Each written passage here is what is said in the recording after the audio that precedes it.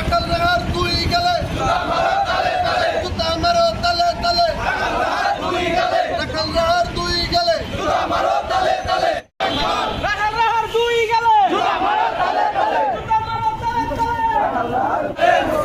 বিশ্ব নবীর অপমান তিতুমিরের বাংলায়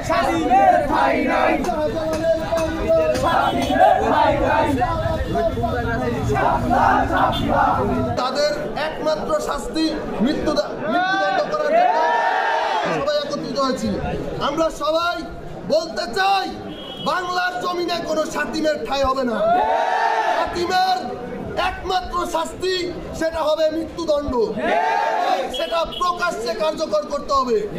আমরা বাংলাদেশের সর্বোচ্চ আইনের কাছে, আইনের আমানতদার যারা আছে তাদের কাছে আমরা একটা বার্তা পৌঁছে দিতে চাই, আপনারা যদি দ্রুত আইন সংশোধন না করেন, শাতিমের বিচার একমাত্র মৃত্যুদণ্ড কার্যকর না করেন, আমরা তৌহিদি জনতা আবারও আমাদের আইন হাতে তুলে নিতে বাধ্য হবে। কোরআন এবং আল্লাহ রসুলের আদর্শ অনুযায়ী বাংলার জমিনে যদি আপনারা কার্যক্রম চালু না করেন, তাহলে তৌহিদি জনতা আবারও মাঠে নামবে, আবারও রক্ত দেবে ইনশাআল্লাহ। আপনারা জানেন, বিভিন্ন সময়ে বিভিন্নভাবে এই বাংলার জমিনে 90% মুসলমান থাকার পরেও বিভিন্ন বেয়াদবরা তারা কোন মদতে, কোন সাহসে, কোন ক্ষমতা বলে মাঝে মধ্যেই আল্লাহ এবং তার রসুলকে নিয়ে কটূক্তি করে।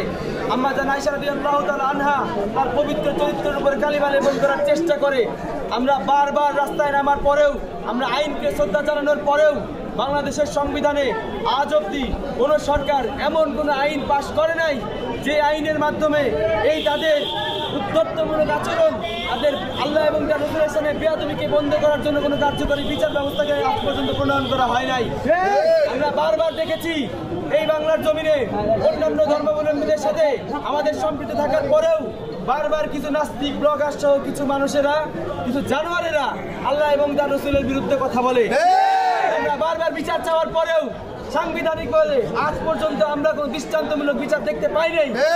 সেই দরুন আমরা দেখেছি রাখাল রাহা আবার ফেসবুকে এসে আল্লাহ এবং তার রসুলকে নিয়ে কটূক্তি করেছে, কিন্তু বাংলাদেশ সরকার এখন পর্যন্ত তার বিরুদ্ধে দৃষ্টান্তমূলক কোনো আইনগত ব্যবস্থা নেয় নাই। আর যদি এমনই চলতে থাকে, আমরা এই মঞ্চ থেকে ঘোষণা দিতে চাই যে বাংলার জমিনে, এই তিতুমির এবং শাহজালালের জমিনে কোনো শাতিমের রসুলের কল্লা থাকবে না। আমরা নিতে বাধ্য হব এবং আমরা এখানে এসেছি সর্বোচ্চ জজ আদালতে রাজবাড়ী জেলার। আমরা তার বিরুদ্ধে এখানে একটা মামলা দায়ের করব এবং আমরা চাই আইনগতভাবে তার জন্য সর্বোচ্চ শাস্তি প্রদান করা হয়। আর যদি না করা হয়, পরবর্তী পরিস্থিতির জন্য আমি সরকারকে জানিয়ে দিতে চাই তারা যেন যে কোনো পরিস্থিতির জন্য প্রস্তুত থাকে।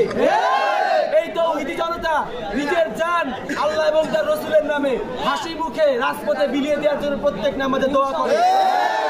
ভয় করি না আমাদের নিয়ে কি বলা হয়, আমরা পরোয়া করি না আমাদের নিয়ে কি করা হবে। আমরা শুধু চিন্তা করি আল্লাহ এবং তার রসুলকে নিয়ে যেই কটূক্তি করবে তার কল্লাকে আমরা তার শরীর থেকে আলাদা করে দেব।